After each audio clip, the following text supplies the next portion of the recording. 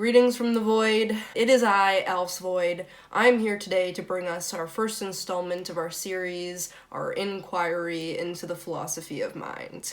So, the book from which we'll be deriving this content, these presentations and discussions, is called This is Philosophy of Mind by Pete Mandic. And you can purchase this book if you'd like to follow along or have it for your own reference via whatever your book retailer is online, I'm sure. So without further ado, what is the philosophy of mind? So, more or less, philosophy of mind is the, unsurprisingly, philosophical study of the nature of the human mind. So you might be thinking, well, why is this different than psychology? Why do I need to learn about philosophy of mind when I could just study psychology?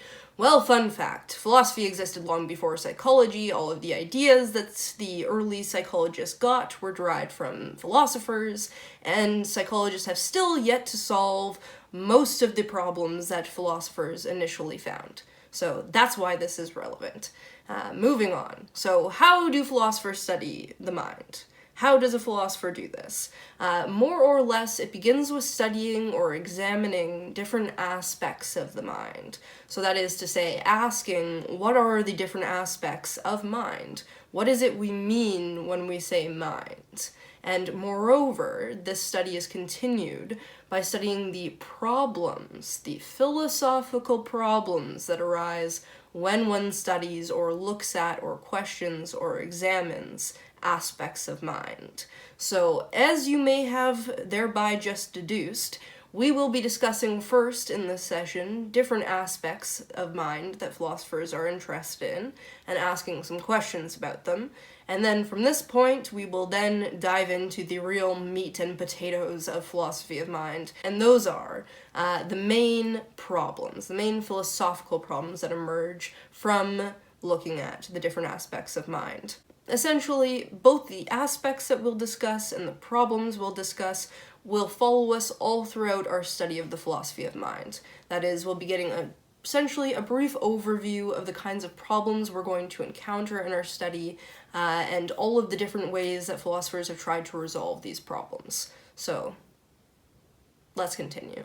Aspects of mind, where we'll begin. So because you have a mind, philosophers have essentially decided for us that there are some main aspects that define your mind. And those aspects are things like the self, your idea of self, your emotions, something called qualia, your general thoughts, your experience, your will, your action, your conscious mind, unconscious mind, your sensory perception, and of course, propositional attitudes. So these are the aspects that we are going to briefly discuss and ask some questions about. So, onward to the first.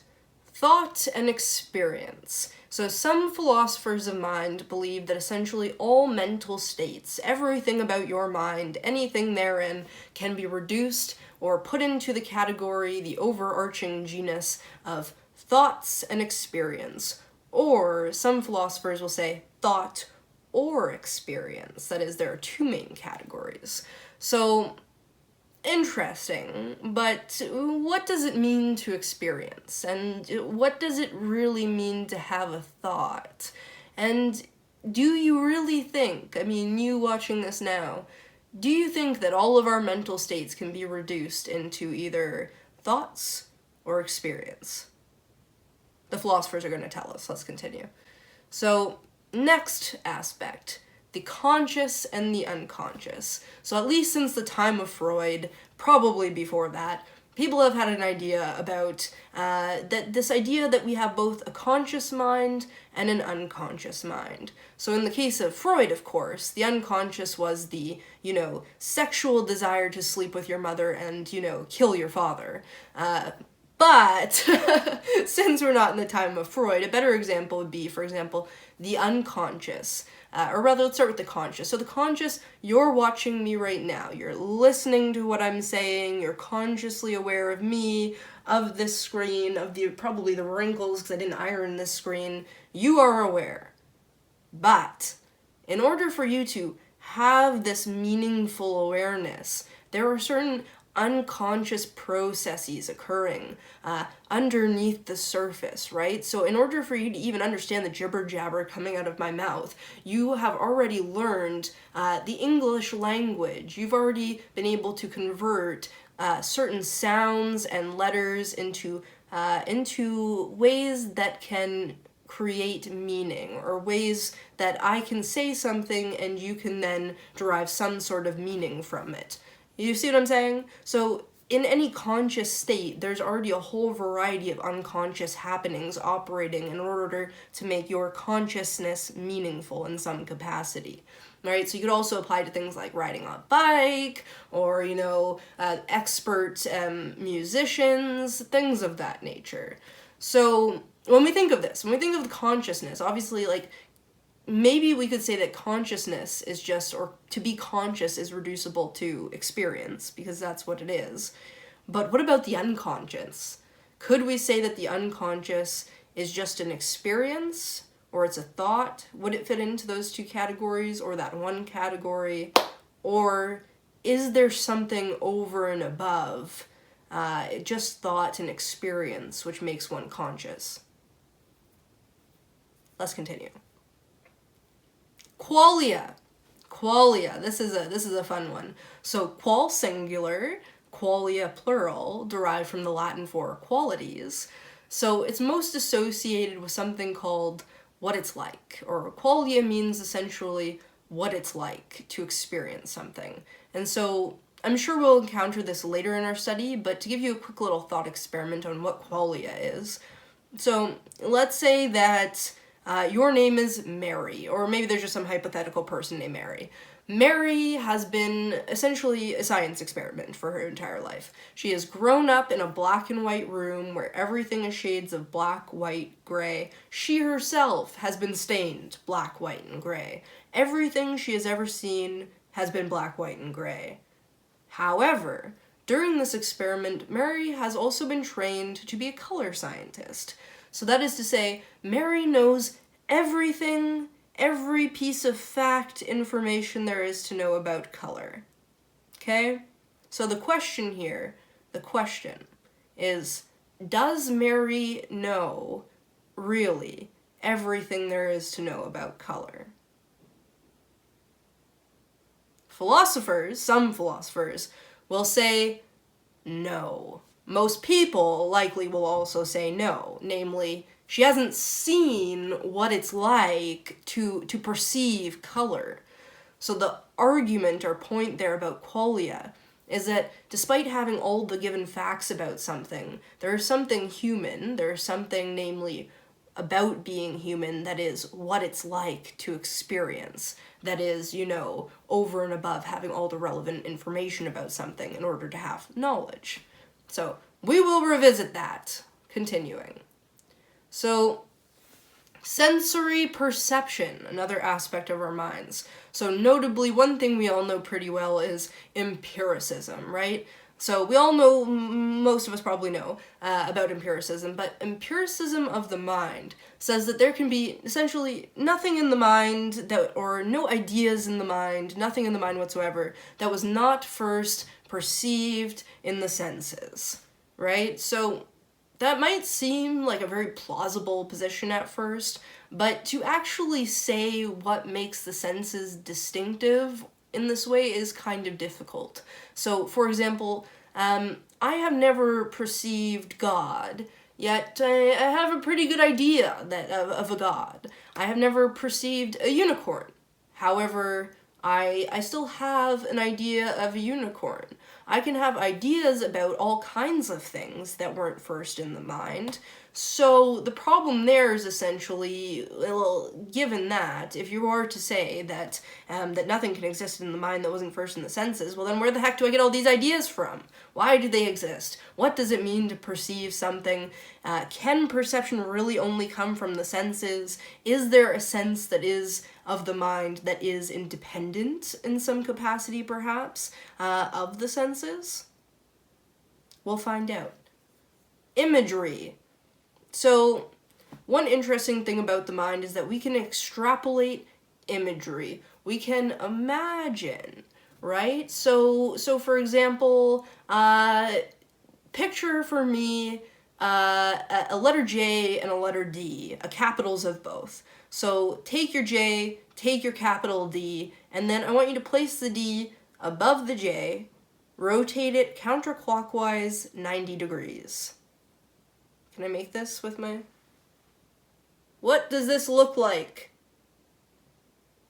If you guessed an umbrella, you're correct. If you didn't, I apologize for my poor hand gestures.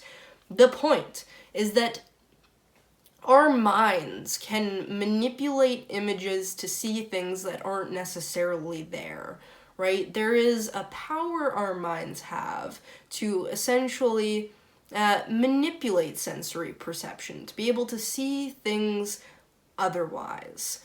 So that's very interesting, isn't it? That we're capable of doing that. And we can also relate, imagery also to sounds, to smells, to these sorts of things.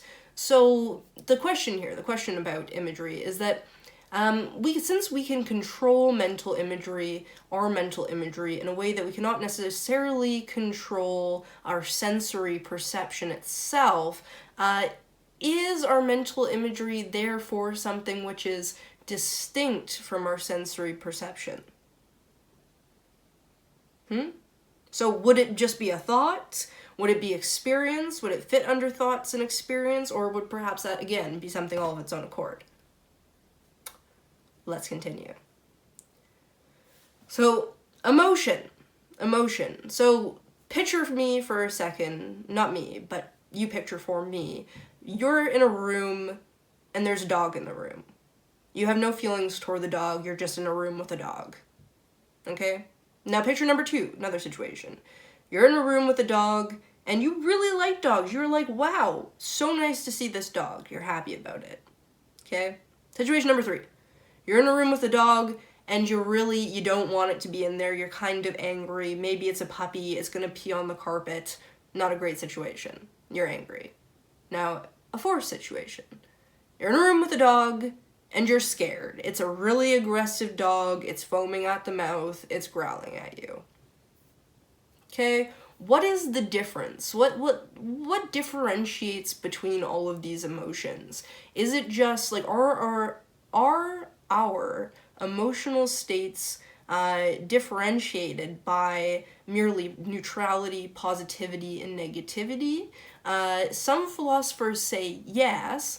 Others say not so fast, because there's sort of a gradient, or there are different amounts of negativity, different kinds of negativity, different kinds of positivity, even perhaps different kinds of neutrality. So what is the substantive difference between emotional states? And are all emotional states reducible to thought or experience? Don't know. Continuing onward. So, the will into action. So, while certain things like sensory perception and emotions tend to seem like things that happen to us, the word will, the idea of will, emerges to sort of differentiate between those things which happen to us and those things which we make happen for us. So, in this capacity, would we say that the will is just a thought? Is the will an experience? Are we experiencing will? Is it its own faculty? What is the sort of function and ontological reality of the will? Let's continue. Another dimension that we have because we have minds is the self. Who are you? What distinguishes you from other people? What distinguishes you from other objects? What sort of thing is a person? Like, how do we define a person? How do we know what a person is? So one obvious answer, apart from individual bodies, is that you might say that a person is a mind, right? To be a person isn't just to be a physical body of some kind. It's also to be a physical body with a mind inside of it. So you might say that a self is any given individual mind within a body. However, an interesting point about the self, right, is that try as you might, you never actually see the self, right? You are fundamentally the thing that glimpses. You are this self thing, and therefore you cannot in any capacity glimpse upon yourself beyond the body, right? So in an interesting way, it's like, well, what then is this self? Is it like, is this perhaps where this idea of the immateriality of the mind or the soul comes from? This idea that we can glimpse as the self, but therefore cannot glimpse upon the self, nor can we glimpse upon others' true selves. We can only see, the physical body and the behavior that emerges from it. So what is it? Let's continue. And lastly, our last one here, propositional attitudes. So it's things like we fear, we desire, but not just as emotions, not quite the same thing as emotion. We also doubt things. We intend for things. We believe things. We think that we know things, right? So because we have minds, we have the ability, the propensity for propositionality in our attitudes. So the question about that is, of course, from where does this derive? One, why? Are propositional attitudes reducible to emotions? Are they just thoughts? Are they experiences? What are truly propositional attitudes? So, that concludes our discussion in terms of the main aspects of mind that we'll be discussing, or that will emerge throughout our studies in the philosophy of mind. We'll be aiming to answer some of these questions, look at these aspects more in depth, and So, with that being said, we now proceed onward to the philosophical problems of mind, some of which you likely may have gathered from our discussions of the aspects, or you will now see how they connect and relate. The first problem, a well-known problem, is the mind-body problem. So this problem is primarily composed of a little cluster of three particular problems. And that is essentially the problem of explaining what the real difference is, if anything, between the mental and the physical. And also the problem of explaining that if the mental and the physical are different, then how can they possibly relate to each other in the ways that we commonly suppose that the mental and physical relate to each other?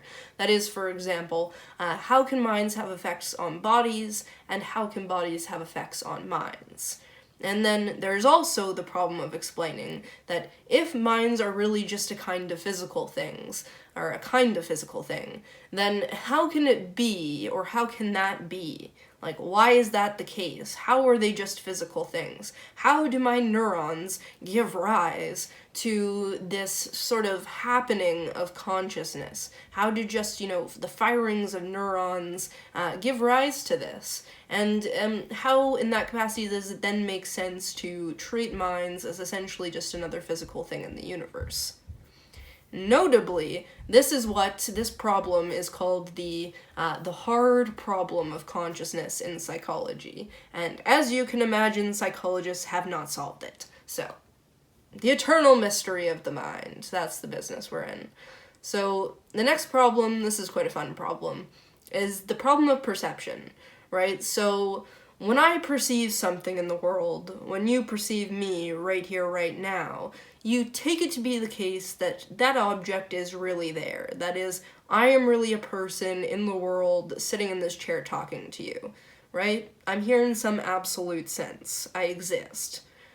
However, one thing that hallucinations, for example, reveal to us is that they can give us the same kind of perception, the same kind of idea of certainty or of realness. That is, I could perceive in every detail, just as if it were real in a hallucination, that there's an elephant in this room right now. Right?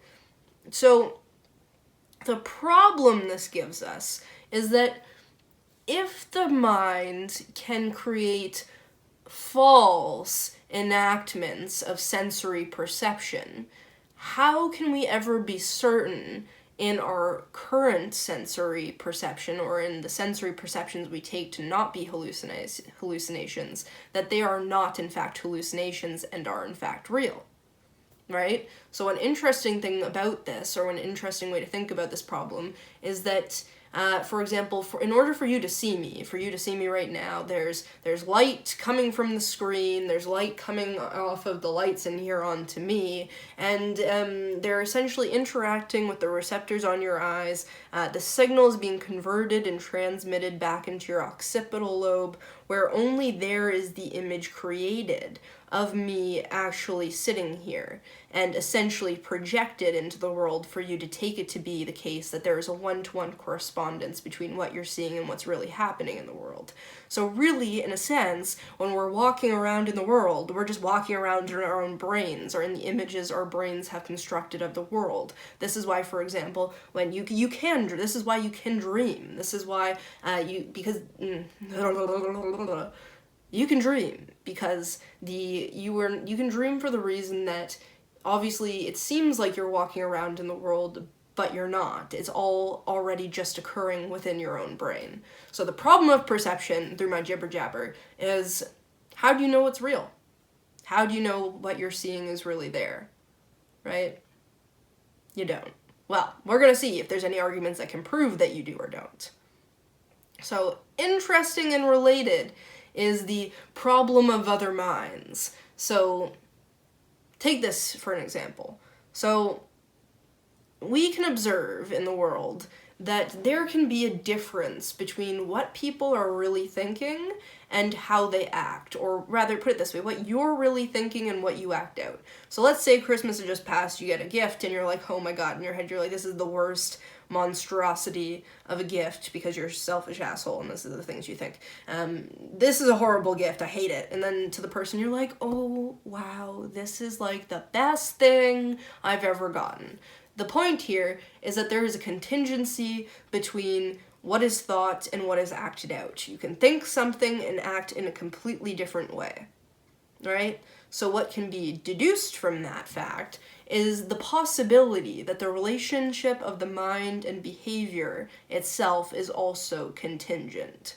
So to put this again another way, is that on account of this, it could be the case that while you're certain of your own mind, that is, I know I'm having thoughts right now, how can I prove or be certain that despite other people acting as if they have thoughts through their behavior, that they really have thoughts, right? How do I know that people aren't essentially just projections or holograms? How can I prove that they are not? That is the problem of other minds. So the problem of artificial intelligence. This is the next one. So essentially the problem is how or could it ever be the case that a machine, an artificial intelligence, could have the same intelligence, the same consciousness of a human being? Could it ever think in the same way that a human being could? Some philosophers have speculated that, essentially, that yes, it could, and that this is dependent on having its own language system, that enables it to think about things, or rather to have a language through which to think about things, and therefore a language from which to extrapolate about things, and therefore be human.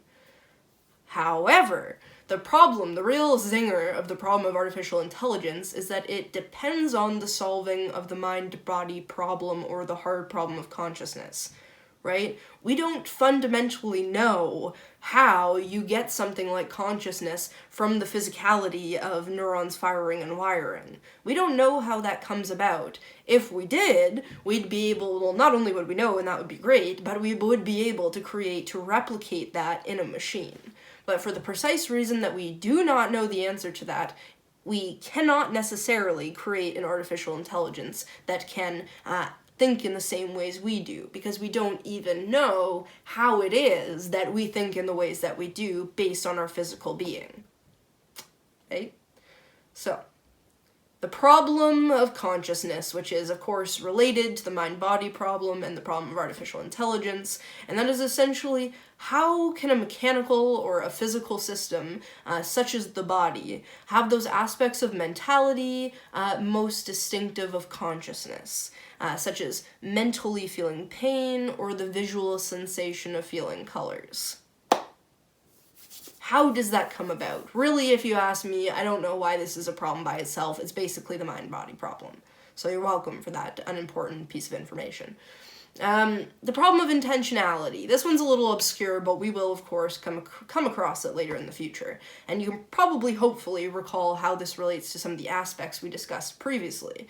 And essentially, the problem of intentionality is the problem of what sort of relation it is that takes place when a thinker thinks about things. So what is the relationship between a thinker and the things the thinker thinks about, right? So it's also called the problem of aboutness. How is it the case that I can think about things? And particularly, how is it the case that I can think about things for which I have never seen, never will see, and have never perceived through my senses? We will see what philosophers have to say. The problem of free will, short and sweet, is more or less, do we have free will? How do we know? Or alternatively, how do we know that we don't have it? So some interesting things in neuroscience about this and elsewhere, and even in experimental philosophy. So we will come to grapple with that question. We will see. And one of my personal favorites is the problem of personal identity.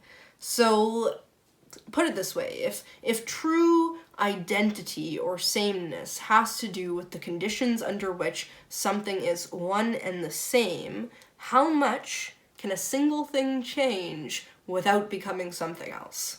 Right? So you could say, for example, let's say I were to set fire to the green screen behind me, and it goes from green screen to a pile of ashes. Is it the same green screen? You would probably say, well, no. Well, you'd say yes and no, right? It was the green screen. It's now a pile of ashes. Or let's say I have a chair, and slowly I start to replace pieces of the chair. At what point does it become a new thing? What point is it no longer the same chair? And putting these silly examples aside to a more relevant one is why we're talking about personal identity. That is, you start out a baby, right? You come out of the womb, you start out a little clump of cells or whatever the hell that is, and you grow into this weird alien thing in the womb, and then you come out a human being, and you go through all of these changes under which all of the cells of your body are continually changing, regenerating. So if we take it to be the case that for something to be the same is for it to retain all of its same properties, then how, in what sense is there personal identity? Are you the same adult as you were the same baby? Obviously, physically not. But how do we know that you are the same person? Do we say it's mentally? But surely you don't have the same thing in your head as an adult as you had when you were a child. So this is more or less the problem of personal identity. It's at what point does something become something else? And the Buddhists have already solved this one, but unfortunately that's not universally accepted. So that is that for today. So that is our introduction to the different aspects of mind that interest philosophers, as well as the different problems that emerge from examining the different aspects that also interest philosophers. So essentially throughout this study, throughout the series coming, we're going to be seeing the emergence of the problems of these aspects and the attempts to solve these problems by philosophers, and we will discuss their arguments, and we will have a grand time, and ultimately leave with more questions and answers, because unfortunately existence is just that way, and that's just how it is. So next week we will be looking at substance dualism, right? The idea that the mind is something, a fundamentally different other substance than the mind or the brain is. So we'll be looking at arguments from Descartes as well as Leibniz. So it will be a splendid time. And so yeah, that's that.